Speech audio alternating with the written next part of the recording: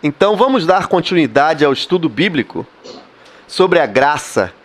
Hoje nós vamos falar sobre o tópico, um dos tópicos iniciais é: graça é uma capacitação de Deus dada a nós para que sejamos o que nunca seríamos e fazer o que nunca faríamos na nossa força e sabedoria puramente humana.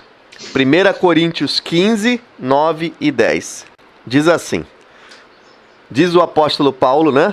Em 1 Coríntios 15, 9 e 10. Porque eu sou o menor dos apóstolos, que mesmo não sou digno de ser chamado apóstolo, pois persegui a igreja de Deus. Mas pela graça de Deus, sou o que sou.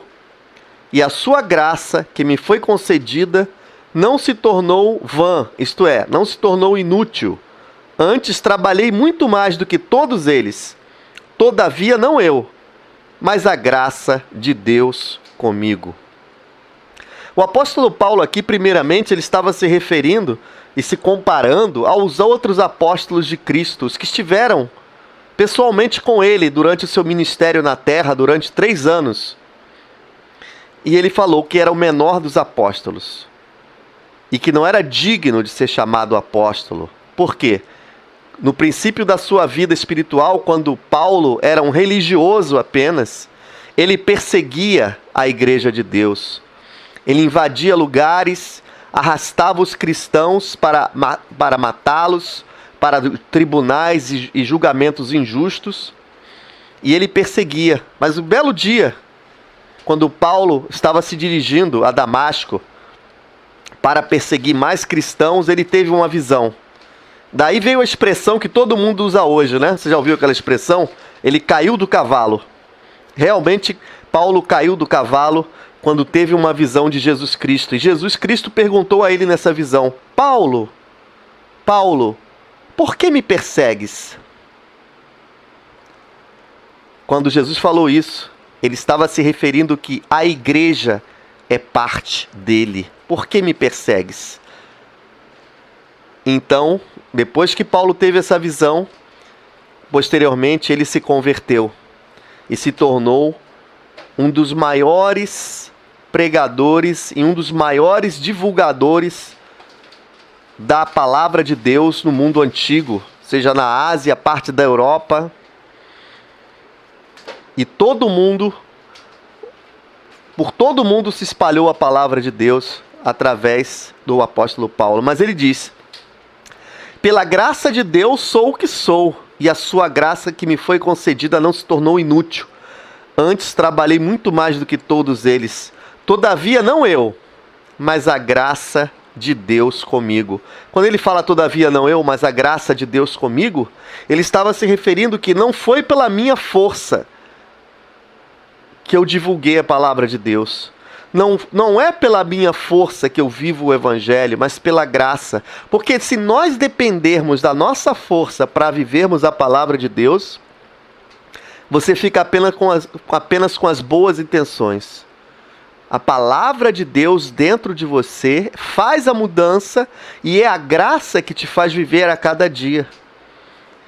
E se você basear a vida cristã só em esforços humanos, você vai criar ou vai se transformar em uma religião.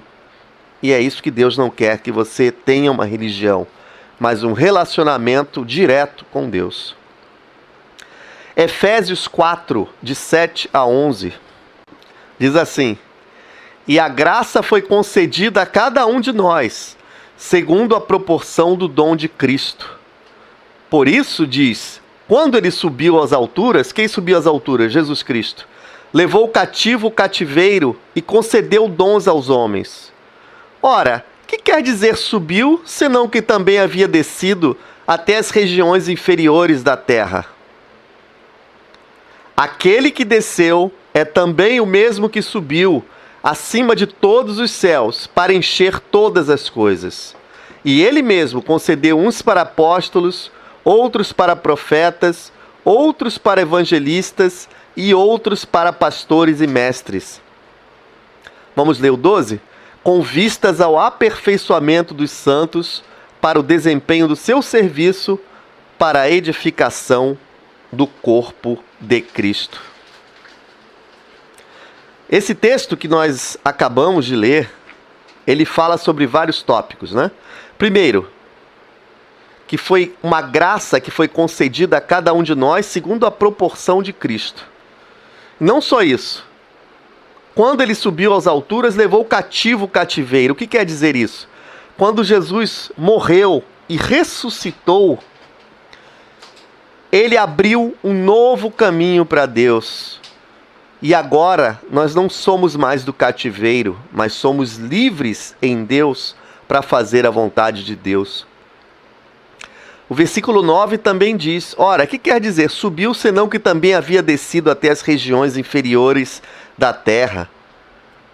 Nós não temos tempo de fazer um estudo detalhado, mas nós sabemos que após a morte de Cristo, a palavra de Deus diz que ele desceu até o inferno e pegou da mão do inimigo das nossas almas a chave da autoridade e da autoridade sobre a morte.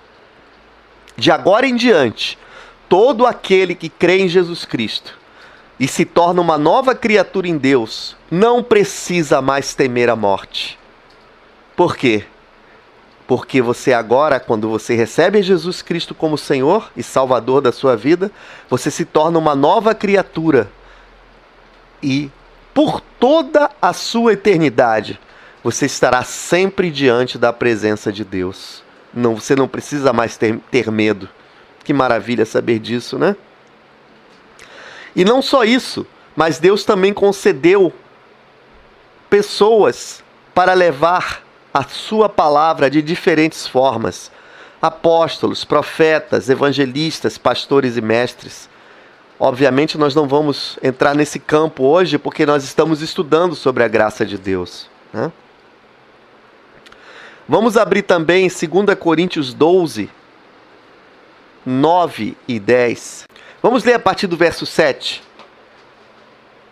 Novamente, o apóstolo Paulo falando. E para que não me ensoberbecesse com a grandeza das revelações, foi-me posto um espinho na carne, mensageiro de Satanás, para me esbofetear, a fim de que não me exalte. Por causa disso, 3 vezes pedi ao Senhor que o afastasse de mim. Então ele me disse, ele quem? Deus, a minha graça te basta, porque o poder se aperfeiçoa na fraqueza. De boa vontade, pois, mais me gloriarei nas fraquezas, para que sobre mim repouse o poder de Cristo. Pelo que sinto prazer nas fraquezas, nas injúrias, nas necessidades, nas perseguições, nas angústias, por amor de Cristo, porque quando sou fraco, então é que sou forte. Veja que texto enigmático. Veja que texto que traz tantas riquezas em tão poucas palavras. É a graça que nos dá força, né? O apóstolo Paulo estava dizendo que houve uma situação na vida dele em que ele orava e nada mudava. Parecia que Deus estava em silêncio, estava mudo. Mas, pouco tempo depois, Deus começou a mostrar-lhe que o que estava acontecendo na vida dele é para que a graça de Deus se multiplicasse na vida dele. Quando Deus disse ao apóstolo Paulo, a minha graça te basta, ele quer dizer a cada um de nós hoje, quando você passa por uma provação, Deus te diz, a minha graça te basta, porque quando sou fraco é que sou forte. Eu vou ler o comentário da Bíblia King James, que fala sobre isso, em 2 Coríntios 12, 9 e 10,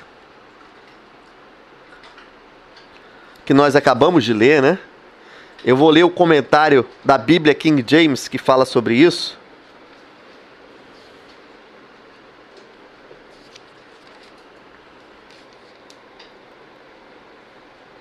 Olha, prestem atenção no que diz o comentarista.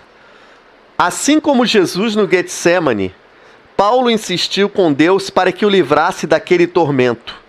Entretanto, o Senhor preferiu cobrir o sofrimento do apóstolo com graça e poder. É assim que muitas vezes Deus nos abençoa nessa terra, não destruindo ou retirando o mal que nos aflige e enfraquece, mas transformando nosso sofrimento em motivo de fé, crescimento espiritual e testemunho de sua graça e amor eterno. Paulo havia aprendido a desfrutar da graça do Senhor, mesmo em meio aos sofrimentos, fraquezas e lutas dessa vida. Por isso, usou expressões que tinham a ver com a glória de Deus, em hebraico Shekinah, pousando sobre o templo. O termo repouse, em grego, episkense, tem o sentido de fazer seu tabernáculo. É como que a graça de Deus morasse na vida dele e mora em cada um de nós. Na verdade, Paulo aprendeu a fazer as pazes com o sofrimento. Aceitou sua condição e se apropriou da glória e do poder espiritual que Deus lhe oferecia. Substituiu sua fraqueza humana pelo poder de Cristo, a arrogância natural pela humildade que deriva de uma fé inabalável no amor e na graça de Deus.